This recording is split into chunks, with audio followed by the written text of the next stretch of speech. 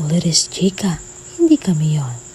Tony Pangilinan addressed a blind item involving a supposed power couple allegedly facing relationship problems after some netizens speculated that it was referring to him and his girlfriend, Bel Mariano, during a recent interview.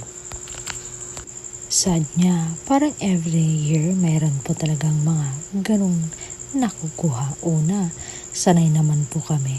Pangalawa, confident naman po kami na hindi kami yon. Basta ako, malinis tayo dyan.